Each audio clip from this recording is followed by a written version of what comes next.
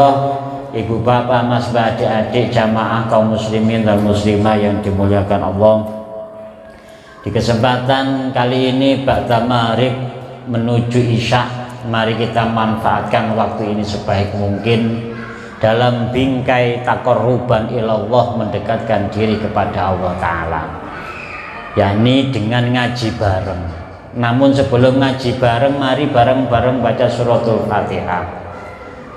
Semoga dengan barokah, karomah, fadilah, hurmah dan sirnya suratul Fatihah, semua yang turut serta memakmurkan Masjid Maninjau Assalam ini rizkinya dimakmurkan pula oleh Allah Ta'ala, diberikan rizki yang melimpah ruah, halalan thayyiban wasi'an mubarakah. Segenap hajat, doa, cita-cita, keinginannya semoga diijabai, dikabulkan dan diberikan yang terbaik oleh Allah Ta'ala. Mudah-mudahan rumah tangganya di rumah tangga yang sakinah, mawaddah, warahmah, adanya wujud suami istri, putra putri, anak cucu keturunan yang sholih washolihah, serta semoga segenap ilmu yang bareng-bareng kita kaji nantinya menjadi ilmu yang barokah, manfaat dunia akhirat. Ala hadiniyatus sholihah wa ala ma nawa salafuna sholih liridha'illahi ta'ala bi syafaati Rasulillah sallallahu alaihi wasallam wa ala hajatina wa hajatikum min hawajid dini wa dunya wal akhirah wa hajati jamaah Masjid Maninjau Assalam bi hadratil qabul bi huduril wusul wa bi jahir Rasul sallallahu alaihi wasallam bi karamatil Fatihah. A'udzu billahi minasyaitonir rajim.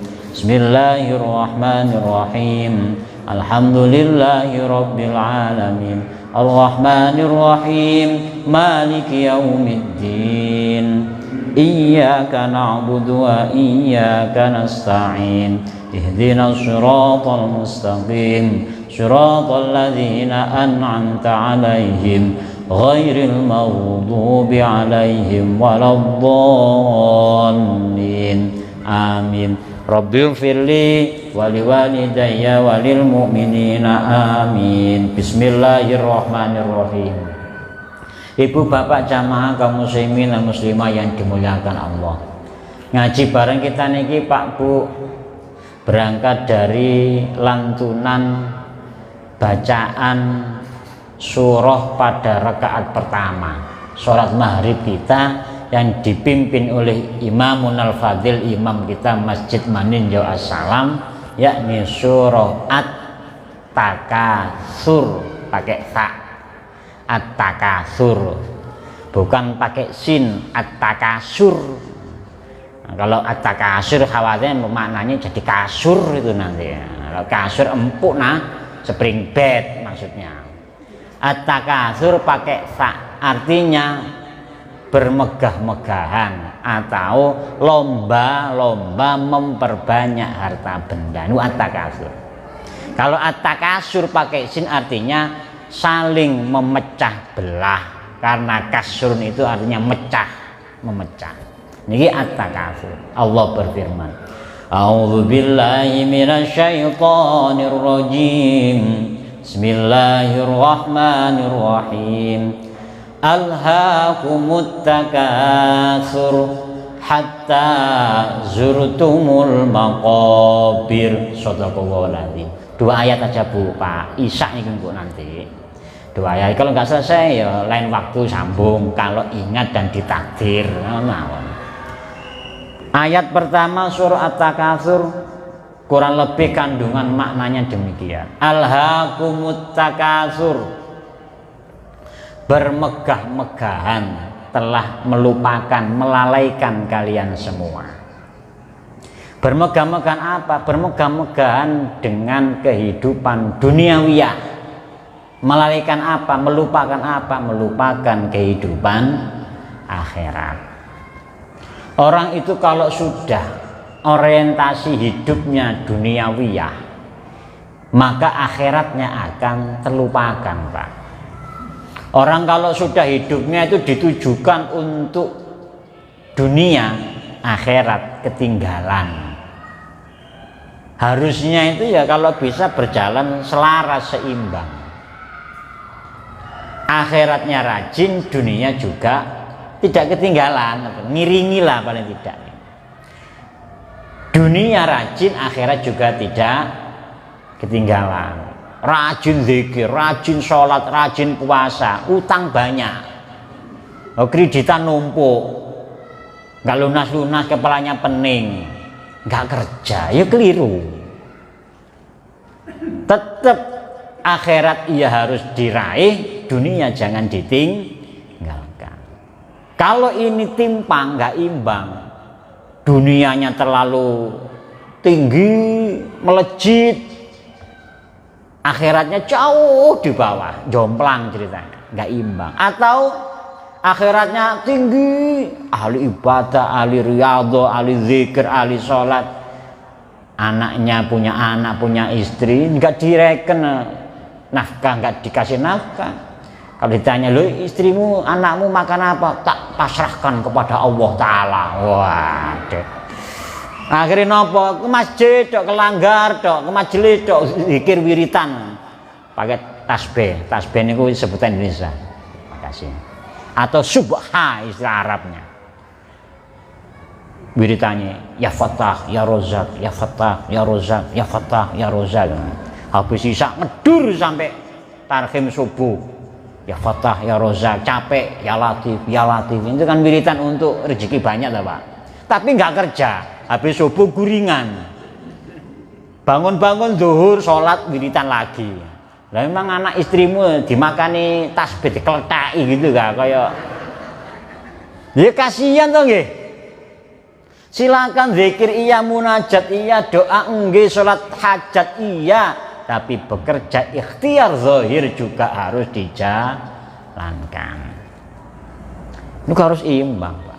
Bekerja dunia tok lupa akhirat juga keliru. Juga keliru. Ya Allah, kalau sudah kerja berangkat matahari belum terbit, pulang matahari sudah terbenam. Kayaknya tidak ada di Indonesia, Pak. Adanya jauh di planet Mars kan. Berangkat kerja niku matahari belum terbit, pulang matahari sudah terbenam. Atau mungkin saking sibuknya, bahasanya nampak, meraih, merengkuh, menggapai karier, sehingga ada sebutannya laki-laki karier atau wanita kurir. Kurir apa karir itu kan? Wanita karir itu kan. Berangkat anak belum bangun, pulang anak sudah tidur. Terkadang begitu, ya Allah. Waktu keluarga hilang, orientasi apa? Duniawiyah. Terkadang kalau sudah nyampe di rumah, isaknya ya bablas alasan capek, subuhnya kesiangan, dan macam-macam alasan. Tidak imbang, tidak boleh juga. Nanti ada lagi yang lain ditegaskan, wabtaghi fima ataqallahu darul akhirah wala tansa nasibaka minad dunya. Silakan Anda cari urusan akhirat, iya, tapi jangan lupa bagian Anda urusan dunia. Ini harusnya balance, imbang. Umpama tidak sama 50-50, 50%, nggak jauh lah jarak niku. Jomplangnya imbang. Kenapa? Karena doa kita, doa sapu jagat, surah Al-Baqarah 221 ini kan, Rabbana atina fid dunya hasanah. Ini kan belum titik loh nggih, masih koma kan. Apa doanya Rabbana atina fid dunya hasanah walhamdulillahirabbil alamin, kan tidak ada Pak. Mesti lanjutannya itu karena masih koma Bu. Wa fil akhirati hasanah. Di dunia dapat kebaikan, di akhirat juga dapat imbang maksudnya.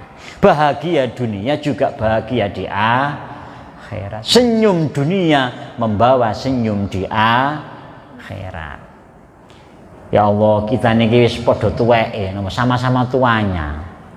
Ini 2022 sudah 11 hari merangkak lewat dari bulan Januari. Kita kan pengen tahun 2022 ini hidup lebih mapan, pokoknya lebih enjoy, lebih nyaman, bisa senyum selamanya setahun. Kan pengen begitu nggih. Ngumpul dengan suami, ngumpul dengan istri, ngumpul dengan anak, senyum yang hadir, yang tampil, bukan tangis, derita dan sambat tarus manarus. Maunya begitu, semua orang berharap. Ini orientasi hidup di dunia yang singkat, hanya beberapa tahun sajalah ceritanya. Kenapa ya? Karena hidup dunia ini masing-masing punya jatah. Si A jatahnya sekian tahun, si B sekian tahun, dan tidak bisa tertukar Pak Bu. Tidak ada ceritanya malaikat Israel keliru mencabut niku. Keliru nah, namanya si kembar. Tidak ada ceritanya. Kalau sudah waktunya ya waktunya. Keliru saat wala yastaktimu. Kalau riwayat menyatakan a'maru ummati ma baina sitin ila sab'in. Usia umat saya, baginda Rasulullah SAW bersabda, antara 60 sampai 70 tahun. Wa aqalluhum mayyajuzu dzalika. Sedikit sekali yang melewati batas usia ini. Ada ya ada, tapi sedikit. Terakhir saya dapat informasi di daerah Jawa Barat ada usianya 142 tahun. Beliau muridnya Hadratus Syekh Syekhona Khalil Bangkalan. Berarti satu periode dengan Hadratus Syekh Romo Kiai Haji Hasyim Asy'ari Tebuireng Jombang. 142 tahun masih gesang, masih hidup sampai sekarang dan masih fasih ngaji Al-Qur'an. Coba, muridnya Syekhona Khalil Bangkalan. Masih ada di Jawa Barat. Masih sehat walafiat, tidak pikun. Coba Pak. Tidak pikun, kita aja yang usia 40-50 tahun aja bingung. Apa 4 nilai pikun sudah. Kayaknya tidak hanya saya, kayaknya banyak. Ini tadi zuhur tadi ini sudah rakaat 2 atau 3, tahiyat apa enggak ini kadang ya. Berarti kan sudah pikun nah. Sudah pikun ini. Imbang kebahagiaan itu dunia ya akhirat. Kita di dunia ini kebahagiaan antara bisa dihadirkan saat kumpul bersama keluarga. Apakah juga tidak pengen kumpul bersama keluarga lagi, bersama suami istri yang dicintai, bersama putra putri anak cucu yang disayangi setelah meninggalkan kehidupan dunia? Lahir Pak Bu bisa jadi di tempat yang berbeda, meskipun satu ayah satu bunda. Ada anak pertama lahir di Amerika, anak kedua lahir di Amerika. Ada Amerika, ada Amerika. Bisa jadi wafat juga begitu Pak.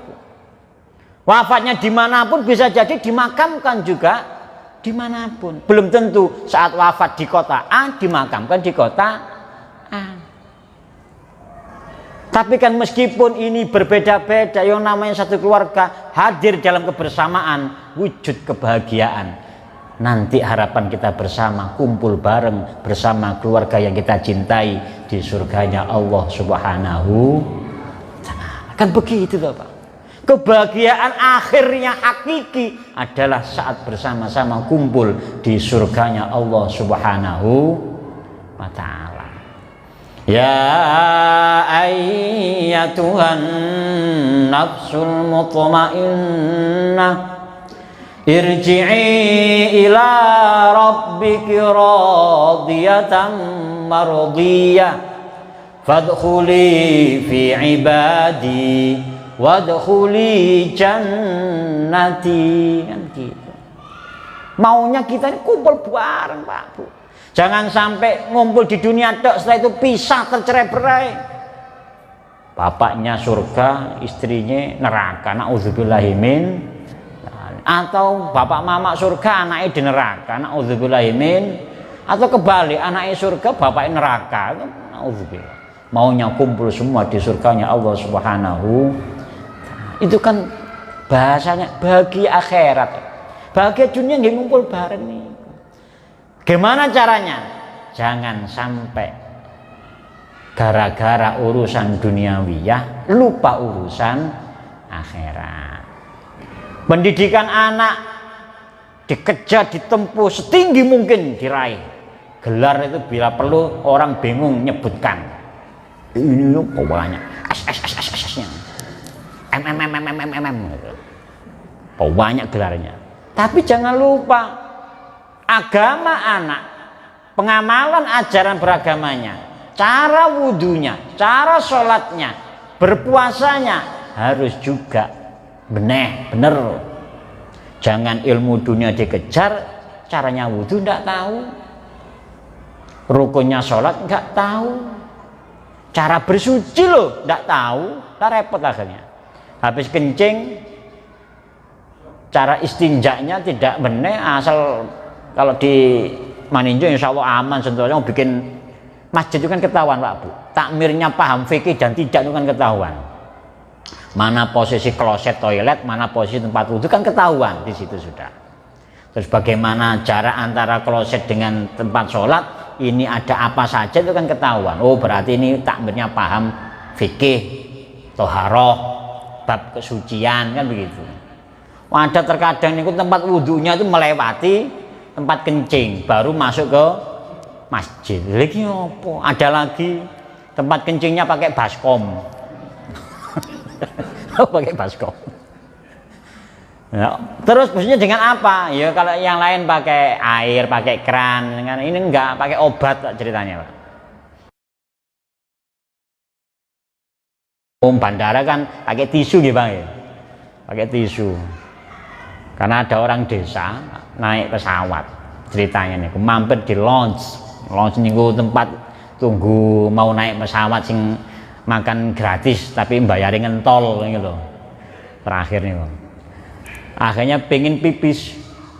Nah biasa orang desa ini kan, kalau desa ini kan mesti kalau masuk kamar mandi kan ada bak air gitu kan, kemudian pakai gayung enak jegur gitu kan pokoknya. Lah ini sama dicari kok ndak ada, gayung ndak ada, jangan gayung, bak mandinya bak air itu ndak ada, cari kemana ndak ada, keran itu ndak ada, ya cuma ada kubangan untuk buang air seninya atau urin itu. Yang ada apa? Tisu. Untung belum kencing orang tadi ceritanya. Baru dilihat tidak ada air, nggak jadi kencing. Dimpet mulai Jakarta balik papan nggak kencing. Dimpet Jakarta balik papan. Turun balik papan langsung cari toilet yang di luar bandara gedung itu langsung kencing di situ. Yes. Cara kencing kalau istinja nggak bisa gimana nanti? Akhirnya ada pakai obat. Obat apa? Diobat abitkan. Begini. Ini najis kabeh tuh ya nanti ceritanya loh. Percikan air untuk bersuci ketika bilasan pertama kan mutanajis tuh Pak.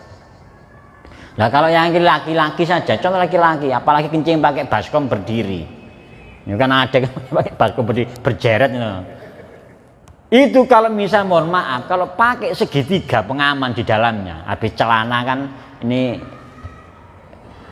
bukan Superman yang kan orang yang nggak tahu cara pakai celana kok. Harusnya yang di dalam mau dipakai di luar kan Superman itu ya. Harusnya di dalam dulu baru yang di luar. Ini yang di dalam dulu baru di luar. Itu kalau misalnya pakai segitiga pengaman, kemudian pipis, pipanya dikeluarkan, dibilas. Air pertama yang kena pipa itu kan mutanajis, Pak. Ini kalau kena segitiga pengamannya tadi itu, the CD-nya itu, bahasa Inggris the CD. Kalau kena itu kan najis juga, Pak. Kalau nggak dilepas pakai sholat kok pakai bawang barang najis. Kan sampai ke sana. Silakan paham IT, teknologi, aplikasi, program itu silakan. Tapi jangan lupa bagaimana tahu caranya bersuci. Habis itu caranya sholat, gimana rukun dalam sholat, gimana anggota sujud, terus ke sana. Dan seterusnya, karena inilah yang akan mengantarkan kebahagiaan dia imbang itu nanti, dunia akhirat akan berimbang. Kalau orang itu Pak Bu sudah gara-gara bermegah-megahan kehidupan dunia lupa akhirat, biasanya waktu ini kok lewat begitu saja, tidak terasa. Tiba-tiba usia sudah sekian puluh tahun, tiba-tiba sudah tinggal merasakan sakitnya saja. Kekayaan numpuk, karena memang pekerja keras kok. Kalau sudah bekerja, lupa waktu sholat, nggak kenal namanya azan Jumat, terus bisnis terus, nggak berhenti. Siang pakai malam pakai siang, bahkan bila tidak ada siang tidak ada malam, kerjanya saja banting tulang. Enggaknya tulangnya tok, sak dagingnya dibanting kok. Saking semangatnya, tiba-tiba usia 50-60 tinggal sakitnya Pak. karena tenaga dieksplorasi di awal. Kalau tinggal sakitnya apa bisa menikmati kehidupan di masa tua? Ya duit hanya untuk berobat, bolak-balik keluar masuk bengkel kan. Ada bengkel asam urat, ada bengkel diabetes, ada bengkel kolesterol. Bagaimana bisa menikmati kehidupan? Ini baru di dunia, belum di akhirat. Belum terbebani pikiran kalau malam hari, wih nanti duitku aman ndak yo? Sahamku aman ndak yo? Terus dipikir begitu. Ya nggak punya saham kan tinggal guring itu saja kan. Mau bantalan guling, mau bantalan tangan begini jadi tidur berangkat. Tidak terbebani kehidupan.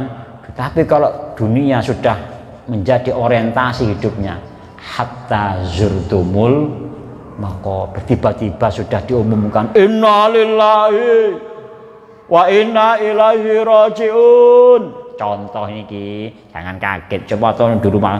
Siapa ada pengumuman maninjok?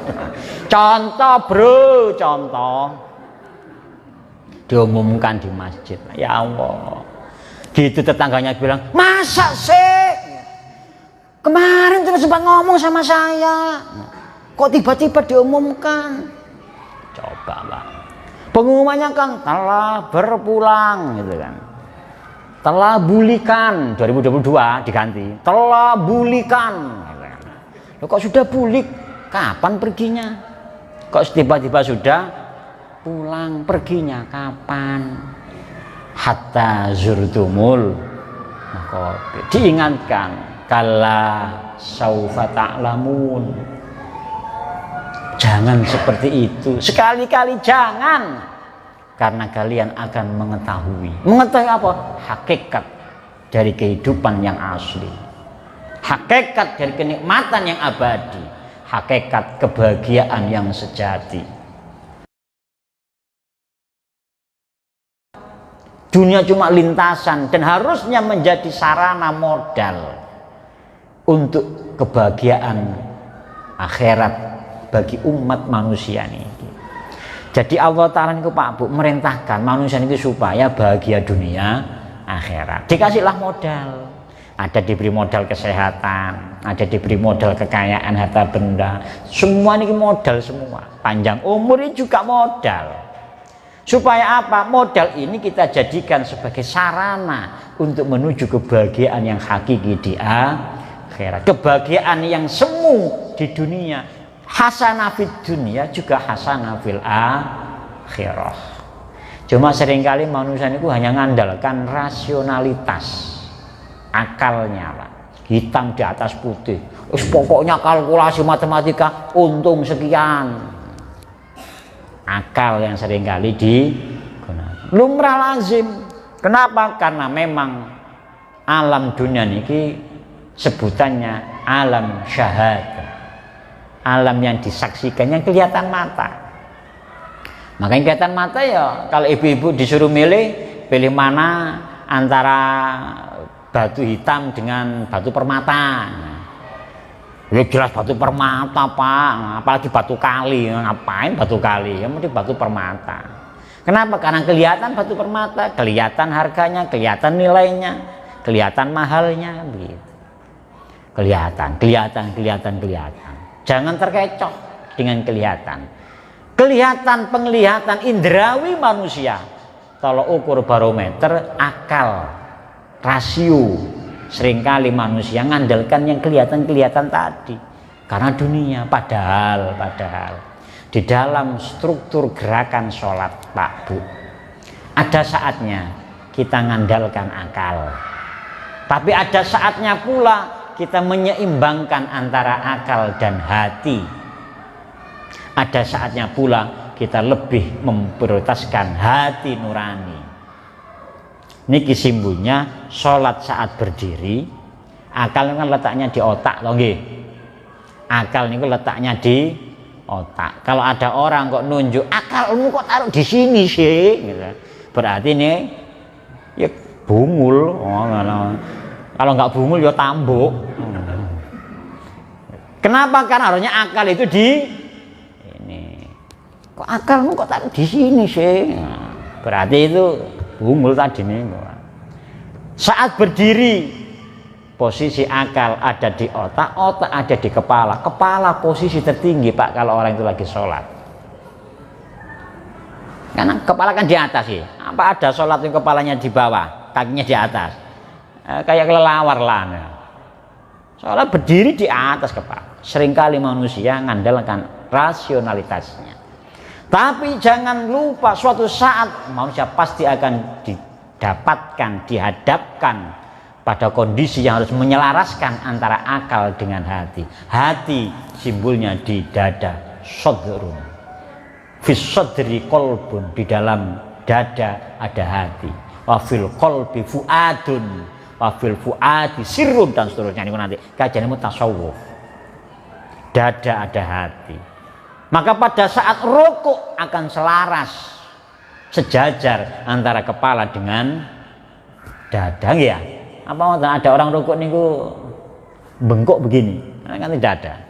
Rukuk ini sejajar. Kalau sempurnanya rukun sholat ini kan ketika ada penggaris kayu diletakkan, atau ada nama tukang batu niku punya yang namanya untuk meterannya nih loh, siku apa itu namanya tuh, water apa itu istilahnya niku, water pas apa, niku kan kalau ditaruh niku sejajar. Niku rukuk yang pas menurut fikih. Kalau kita agak-agak sakit punggung ya tidak apa-apa lah, agak bengkok-bengkok sedikit ya tidak masalah. Kalau saat rukuk akan imbang, selaras, sejajar antara kepala letaknya otak, akal, dengan dada letaknya hati. Suatu saat pasti manusia akan dihadapkan pada kondisi dan situasi seperti itu. Tapi pada suatu saat manusia akan dihadapkan, letakkan rasionalitasmu, taruh akalmu. Terus apa yang dipakai? Hatimu. Hatimu. Kapan? Saat di hadapan kekuasaan Allah Subhanahu. Di mana posisinya? Sujud. Sujud. Pada sujud apa yang kita baca? Subhana rabbiyal a'la wa bihamdi. Maha suci Allah, zat yang maha luhur, maha mulia, maha tinggi. Selain Allah tidak ada apa-apanya, lepas semua. Akal yang selama ini bisa jadi dituhankan oleh manusia hancur lebur, tidak ada fungsi, tidak ada gunanya kalau sudah kekuasaan Allah Ta'ala dihadapkan di sana. Loh kan ada Pak, kejadian manusia di dunia ini, kejadian semesta raya ini, akal manusia itu nggak berlaku Pak. Saya kasih contoh, penyanyi panjenengan sudah tahu, cuma mereview kembali, kan kembali peristiwa yang dialami Nabiullah Ibrahim alaihissalam. Air itu nanti sebelum ke sana, saya berangkat dari yang lebih dekat dulu. Air itu sifatnya basah, ya. Air itu sifatnya kan basah, seger. Kalau habis minum kan biasanya kan yo basah, tenggorokan diminum yo basah. Wudhu pakai air ya basah, terus segar, panas-panas wudhu kan seger rasa. Itu sifat dasar sunnatullah bahasanya. Api itu panas, membakar, menghanguskan. Betul nggih? Ini sunnatullah, sunnatullah. Tapi ketika dihadapkan kekuasaan Allah Ta'ala, bisa jadi tidak seperti itu. Peristiwa dibakarnya Nabiullah Ibrahim alaihissalam, era Namrud. Dalam kajian tarikh sejarah dinyatakan pembakaran Nabi Ibrahim alaihissalam itu Pak Bu, menghabiskan kayu di seluruh negeri Mesir kala itu. Hampir 40 tahun negeri itu tidak ada kayu bakar Pak. Kan habis semua. Kayunya dipakai untuk bakar Nabiullah Ibrahim alaihissalam.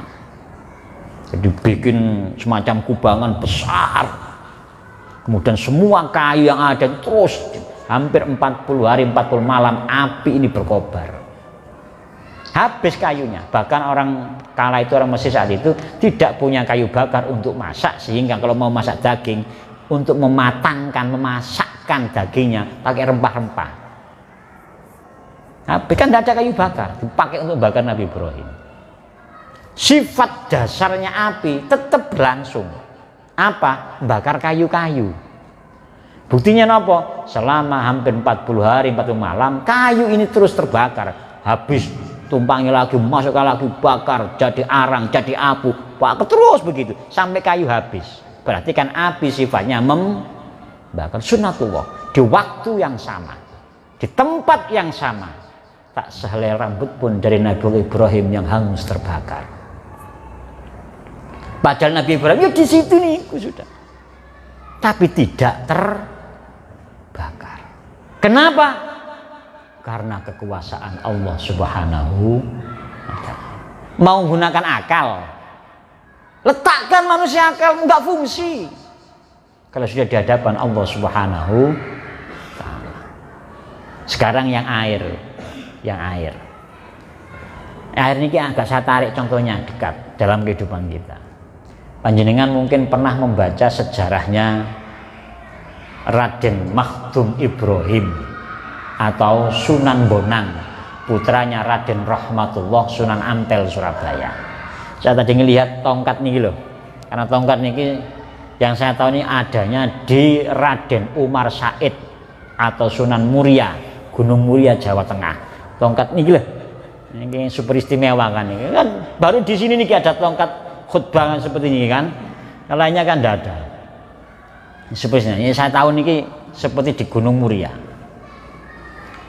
Makanya tadi ceritanya saya sambungkan dengan Sunan Bonang. Sunan Bonang namanya Raden Makhdum Ibrahim.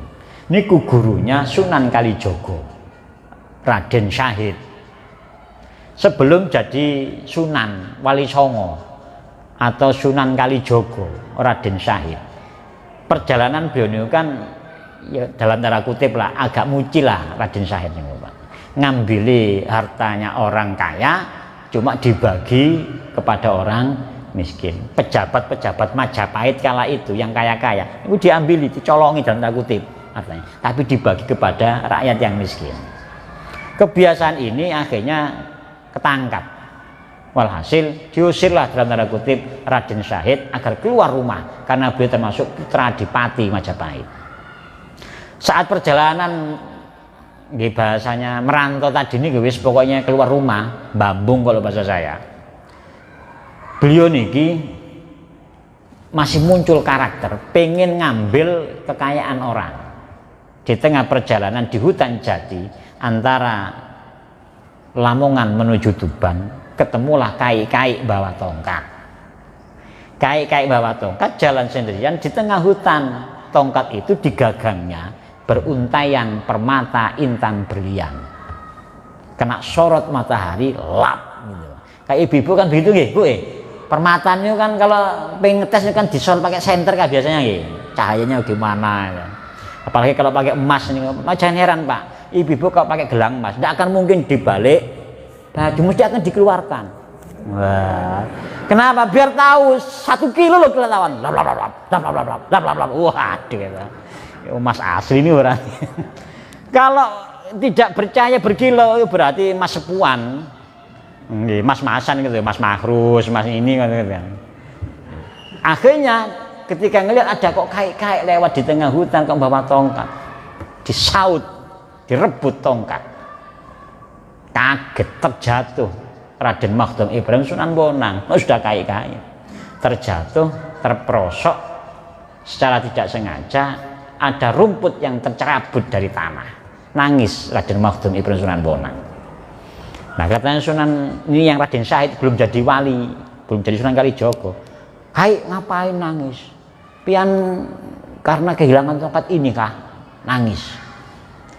Diberitahu ini kenapa? Karena Raden Syahid sudah orientasi duniawiyah, Pak. Ini kan pengen ngerebut harta kan duniawiyah sudah. Kalau Sunan Bonang bukan orientasi duniawiyah. Nangisnya adalah beliau bilang yang berhak mengambil kehidupan, le adalah yang memberikan kehidupan.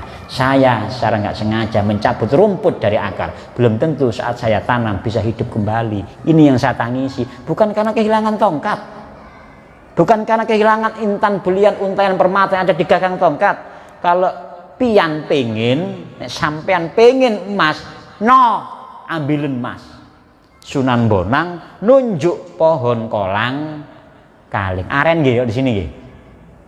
Ditunjuk oleh Sunan Bonang saat itu menurut pandangan Raden Syahid yang dari awal sudah orientasi duniawiyah, berubah kolang-kaling jadi emas, Pak. Coba, Pak.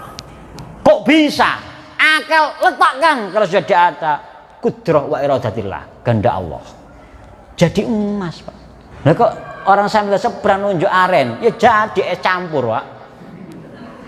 Nah, apalagi pas Ramadan kan. Es teler, es campur ini jadinya kolang-kaling. Ini Sunan Bonang atas kudrah wa iradatillah, karomah waliullah. Jadi emas menurut pandangan Sunan Kalijogo yang itu Raden Syahid. Penasaran, terperangahlah.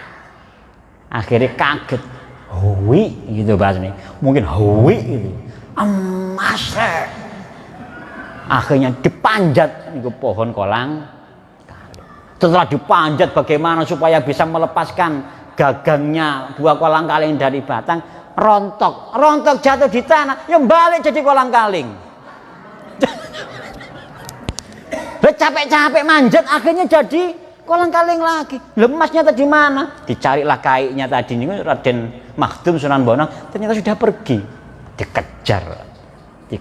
Pengen berguru. Untungnya tidak ada, nggak diberikan ilmu merubah kolang-kaling jadi emas. Nah kalau ada nggak ada orang jual es campur, Pak. Yakin kalau wis. Nggak ada, nggak diturunkan, dikejar. Sama-sama punya ilmu. Toyul ardi bahasanya kalau ilmu santri, melipat bumi. Ampel Denta Surabaya Tuban itu cuma beberapa menit nyampe sudah, Pak. Kita saja ke pasar pagi macet kok. Perlu beberapa menit bahkan hampir setengah jam. Nah, setelah dikejar tahu ini Raden Makhdum Ibrahim Sunan Bonang ini dikejar. Akhirnya ditunggui di depan. Ketemulah. Apalagi kok ngejar-ngejar. Mbah, saya ingin jadi santri panjenengan. Saya ingin berguru kepada panjenengan. Oh, kalau ingin berguru, enggak apa-apa. Syaratnya wudhu dulu. Apa? Disuruh wudhu. Di tengah hutan suruh wudhu. Wudhu itu apa ya enggak paham. Bagaimana cara wudhu juga enggak tahu. Raden Syahid akhirnya diajari. Gini loh caranya wudhu. Di tengah hutan enggak ada yang namanya mesin pompa air nih. Apalagi pipa.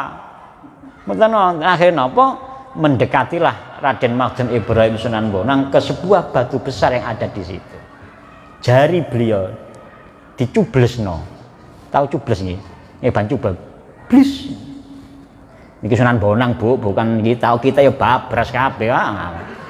Hilang kuku kalau kita ini tatapkan ke batu. Sunan Bonang masukkan biiznillah wa qudratillah. Jari beliau masuk ke batu, ditarik keluar sumber mata air. Coba. Kok bisa? Di hadapan kekuasaan Allah Ta'ala jangan gunakan. Ini kan sama dengan Nabiullah Musa alaihissalam.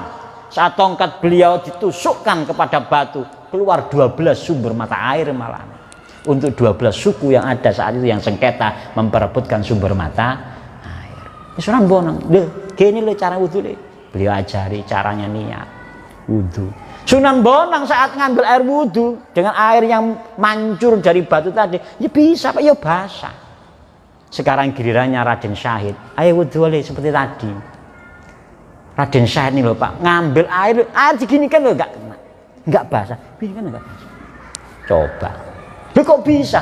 Sumber yang sama di tempat yang sama, yang satu basah, yang satu tidak. Jatuhnya ada diginikan loh nggak bisa. Nggak ada air, nggak ada. Kok bisa? Di hadapan Allah Subhanahu wa Ta'ala letakkan akal manu, akhirnya diajari mulai dari awal, dibimbing dari awal, suruh wudhu bisa basah. Walhasil singkat cerita kan akhirnya suruh nunggui tongkat. Saya ingat tongkat tadi loh, pengen cerita tongkat.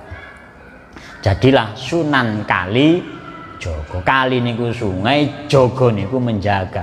Jangan kemudian niki wis cukup yang dulu. Sekarang niki kayaknya sulit dijumpai. Akhirnya pura-pura bawa tongkat yang masjid ditancapkan di tepian sana. Mau jadi sunan rek. Sunan Kaliren niku nanti. Mau Sunan Kali Mahakam, enggak bisa wis. Habis sudah periodenya sudah selesai. Satu waktu kalau di hadapan Allah Ta'ala kekuasaannya bisa jadi semuanya berbeda. Kenapa? Kehendak Allah Ta'ala di atas kehendak semua makhluknya. Mungkin saya jauh-jauh lah. Beberapa waktu yang lalu kan juga banyak kita dengar gula itu kan asin toh ya. Kok gula kok asin? Gula itu kan manis, garam niku asin. Tapi kan ada suatu saat ada orang yang kok gula kok nggak manis ya? Kok garam kok nggak asin? Makan gorengan tahu jontor kok nggak ada rasa asinnya. Lah kok hilang penciuman, kan ada gitu. Beberapa waktu yang lalu nih loh. Kalau ada yang begitu karantina sudah Pak. Lo kok bisa hilang internet? Kalau di hadapan Allah Ta'ala kekuasaan hilang Pak. Karena Allah Ta'ala punya sifat wajib kudrah wa iradah, juga punya sifat jaiz fi'lu kullu mumkinin autar.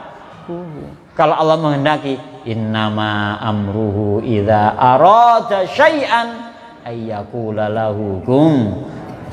Sujud simbol kapan manusia harus meletakkan akalnya, jangan mengandalkan rasionalitasnya, tapi gunakan hatinya. Karena di situ ada kekuasaan Allah Subhanahu wa Ta'ala. Nah, mudah-mudahan kita bersama 11 Januari ini masih belum terlambat. Ayo kita manfaatkan umur niki sebaik mungkin Pak Bu untuk senantiasa meningkatkan ibadah kita kepada Allah Subhanahu. Kebahagiaan kita oke dunia nggih, tapi jangan lupa kebahagiaan akhir. Gemerlapnya duniawiyah jangan sampai melupakan kita dengan gemerlapnya ukhrawiyah nantinya. Senyumnya kita, tertawanya kita di dunia jangan sampai membuat kita nangis di akhirat. Kamu jelas bahasanya kan, walal akhiratu khairul laka minal ula dan seterusnya. Maka di penghujung akhir surah At-Takatsur dinyatakan summa latus'alunna yauma idzin anin na'im. Seluruh nikmat Allah Ta'ala akan dimintai pertanggungjawaban, dihisab di sisi Allah Ta'ala. Maka sebelum dihisab oleh Allah Ta'ala, ayo kita hisab dulu, ayo kita koreksi selama ini umur ini dipakai untuk apa sih? Ibadah, maksiat. Lebih banyak mana ibadah dan maksiat? Tobat, bejat, lebih banyak mana tobat dengan bejat? Zikir, kentir, lebih banyak mana antara zikir dengan kentir? Kentir niku, ya kentir, bahasanya kentir. Kentir niku mucilnya nggak ketulungan niku loh sudah, mucil, sangat mucil niku namanya kentir Bu. Ayo bareng-bareng Pak, belum ada kata terlambat. Mumpung kita masih diberikan kesempatan Allah. Hakikat panjang umur, hakikat kesempatan taubat kepada Allah. Hakikat panjang umur, hakikat untuk lebih banyak beribadah kepada Allah Subhanahu wa Ta'ala. Pun ini yang bisa kita kaji, mudah-mudahan ada guna dan manfaatnya. Kurang lebihnya mohon maaf yang sebesar. Semoga ada manfaat barokah untuk kehidupan kita bersama. Pun saat ini sudah hadana Allah wa iqajna minkum. Allahumma hdina shiratal mustaqim shiratal anbiya wal mursalin. Allahumma hdina shiratal mustaqim shiratal ladzina an'amta 'alaihim ghairil maghdubi 'alaihim waladdallin amin. Allahumma anfa'na bima 'allamtana wa 'allimna kullama yanfa'una bi rahmatika ya arhamar rahimin. Rabbana atina fid dunya hasanah wa fil akhirati hasanah wa qina adzabannar wa adkhilna jannatal abrar ya aziz ya ghafar ya rabbal alamin. Sallallahu ala sayyidina maulana Muhammad wa ala alihi wa sahbihi wa baraka wa sallam. Subhana rabbika rabbil izzati amma yasifun, salamun alhamdulillahi rabbil alamin. Wa afa minkum, mohon maaf. Wassalamualaikum warahmatullahi wabarakatuh.